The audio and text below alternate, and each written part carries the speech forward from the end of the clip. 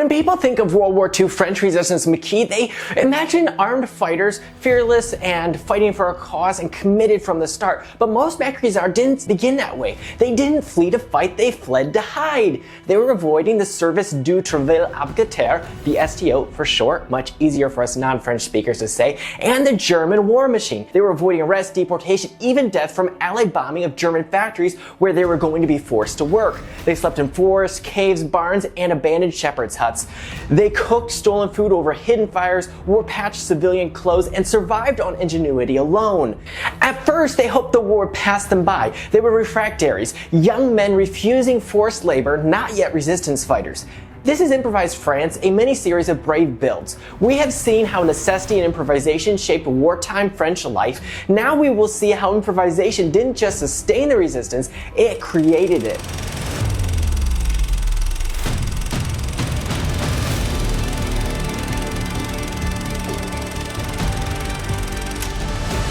In February 1943, the Vichy government implemented Service du Travail Obligatoire, or STO. Young French men, mainly those born between 1920 and 1922, were ordered to leave their homes to work in German factories, mines, armament plants. To put it another way, men who were turning 21, 22, or 23 that year in the first STO call-up. They opened this age range up as time progressed. By mid-1943, even those who thought they were exempt, like agricultural workers and students, were suddenly being summoned, which triggered a massive wave of men fleeing into rural areas to hide and becoming refractaries. On paper, this was labor service. In reality, it was forced deportation into the Axis war machine.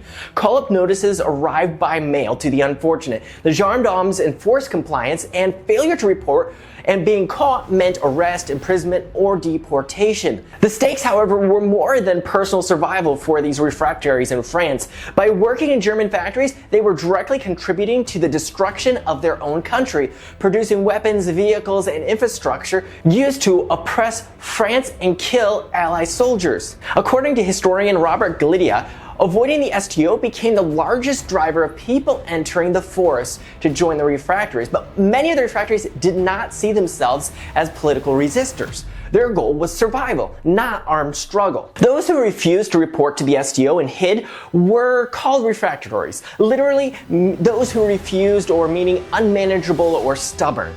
Where they usually fled to included forests, mountains, remote farms, abandoned shepherds' huts, caves, barns, and in some rare instances, even abandoned mines. Early camps were made up of refugees, thus being called refractaries. They were not resistance units. Men arrived alone or in small groups, often with no plan beyond just waiting out the war.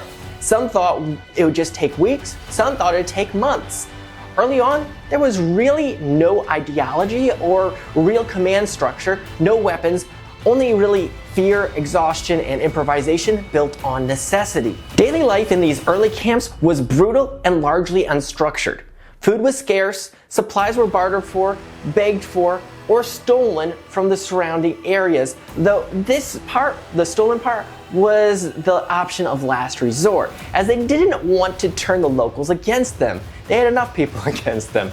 Cooking was often improvised, and the meals were often made together over a single pot over hidden fires that they constantly monitored to keep the smoke down, as it gave away their location. Many early camps were discovered by Vichy gendarmes specifically because of smoke columns or the smell of wood smoke in the morning air. Clothing came from what men arrived with, and that usually was quite limited, as rationing for civilians at this time was particularly severe. Shoes wore out fast, and blankets were rare. Sleeping arrangements often were very minimalistic and consisted sometimes of just straw, leaves, or bare ground. Life with the refractaries was often cold, nights were wet, lice, illness, and hunger plagued their very existence. Morale was fragile, and many groups collapsed within weeks. Many refractaries in these camps were shocked by the transition from living in town or villages to sleeping in the rain and mud. But perhaps one of the biggest factors leading to the exodus from the refractory camps was sheer boredom of waiting. Some men left, some were caught, some surrendered. To combat the soul-crushing boredom, they improvised. Some camps created forest schools where students and workers traded knowledge, lessons in philosophy mixed with lessons in survival to fill time. Some of these men even went for long marches. When marching stopped, they would carve chess pieces or other things out of sticks, write handwritten newspapers to share rumors of Allied landings. Improvisation was essential. Building shelters, repairing clothes, foraging, finding ways to reduce boredom, and maintaining basic hygiene were just the minimal building blocks to sustain these early refractory camps. Refractories became Maquis, a type of French resistance, right? Well, it's not really that straightforward. It wasn't a smooth or uniform transition. Many refractories actively resisted becoming fighters. They feared a wide range of things, but it kind of boils down to this: German reprisals against themselves and local villagers, collective punishments if the camp conducted sabotage, and the obvious death in combat or after capture. Some refractory camps had rules built in that forbade weapons, sabotage, or external contact. In essence, this built-in resistance to the refractories becoming fighters and joining resistance. For many, neutrality seems safer. Ironically, for those only hiding, their numbers became their greatest enemy. 100 idle men in a forest are impossible to hide. They leave tracks, they require tons of food, and they attract the eyes of collaborators and feared French milice. By trying to remain invisible through neutrality, they often became the most conspicuous targets in the countryside without the ability to fight for themselves effectively. The camps usually started small, but over time, some of these hiding groups coalesced into much larger camps. Numbers increased as more refractories fled from the STO. Some leadership and basic organization emerged naturally over time, and the tasks usually around the camp were then divided up into cooking, water collection, firewood, and guards. These early camps were semi-organized communities of improvisation, still not armed, still not Maquis, but were slowly transforming into the fighters they would become. By late 1943, organized resistance movements began actively recruiting these refractory camps. This included groups like the AS, Gaullists, and generally the largest group of them all, the FTP, who were communist-led and often more aggressive and eager to recruit the refractories for immediate sabotage than some of the other groups. And then there was the ORA. They were professional officers from the former Armistice Army, and they usually brought to these refractories the most rigid military structure. These groups brought leadership, radios, weapons, and strategic guidance to these camps, helping them evolve more into the Maquis. Some of these refractory camps joined willingly as they recognized advantages like access to supplies, coordination, and legitimacy. This legitimacy was sold to them as a way to be a recognized fighting force, as it was supposed to help protect them under the Geneva Convention as a POW. Keyword here was supposed to, as records from Germany in 1944 confirmed that the German High Command officially classified these people as terrorists or bandits, making them liable for immediate execution regardless of armbands or uniforms that they might be wearing. But that is getting ahead of myself in this narrative. Let's get back on track. Some of these refractory camps resisted being converted into a fighting force and becoming part of the Maquis.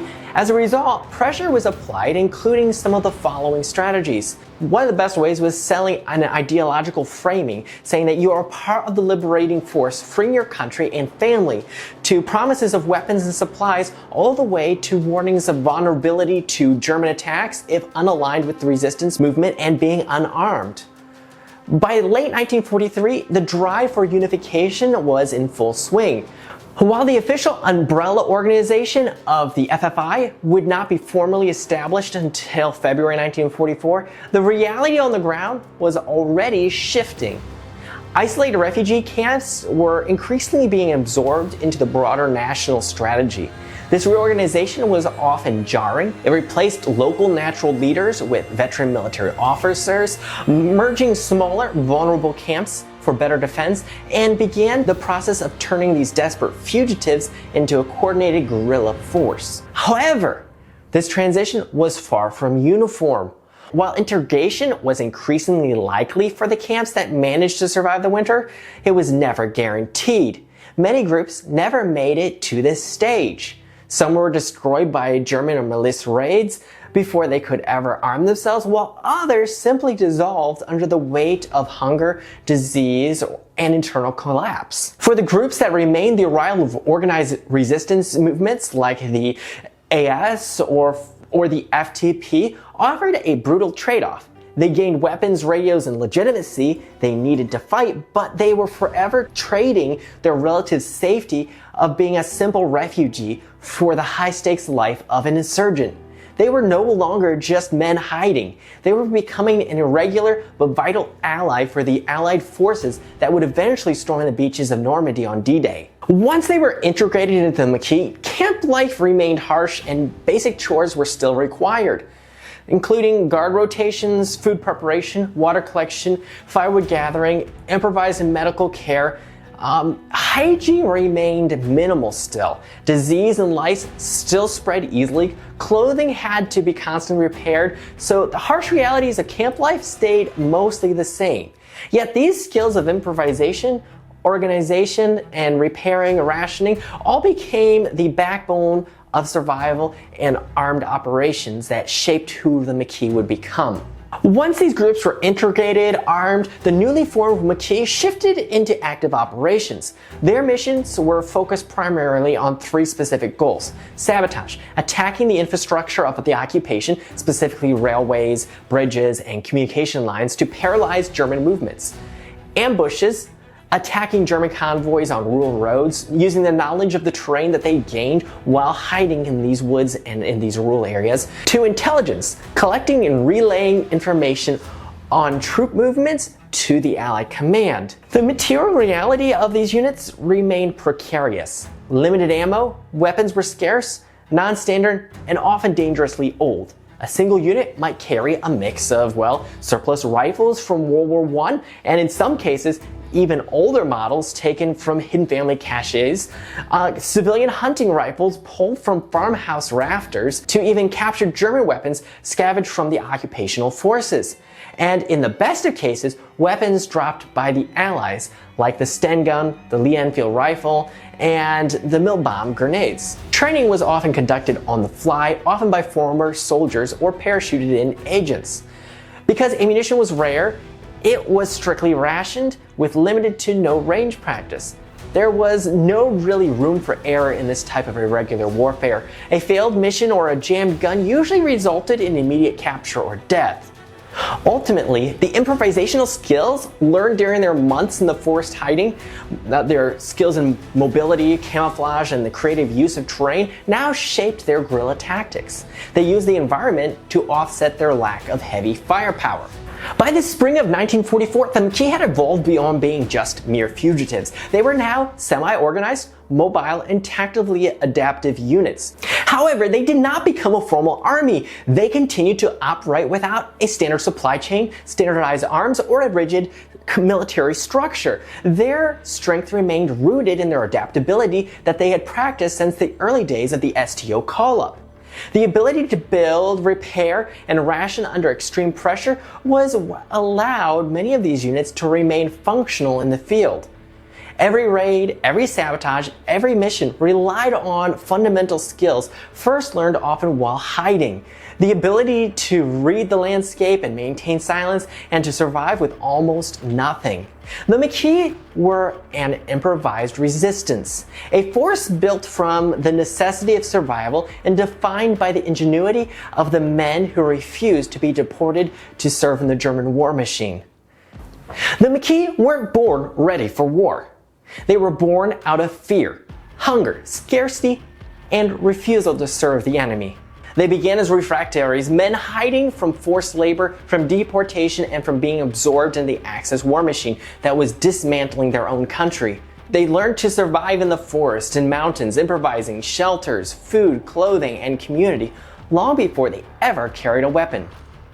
Only later on, through pressure, repression, and recruitment and necessity, did these improvised camps become the Maquis units. Not because they were eager to fight, but because hiding stopped being enough. Improvisation carried them through that transformation. The same skills that kept them alive earlier on, making do, repairing what they had, sharing what little existed, and adapting to constant uncertainty, became the foundation of resistance itself. But survival and organization were only the beginning. Because once the Maquis chose to fight, they faced a new problem, one that improvisation would have to solve all over again. What do you fight a modern army with when you have almost no weapons? In the next episode of Improvised France, we'll look at the arms of necessity, the hunting rifles, captured weapons, improvised explosives, and air-dropped guns that shaped how the Maquis fought.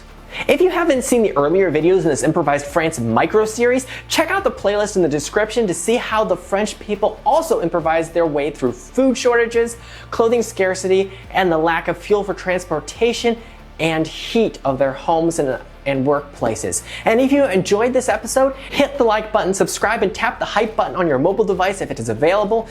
It genuinely helps these stories reach more people.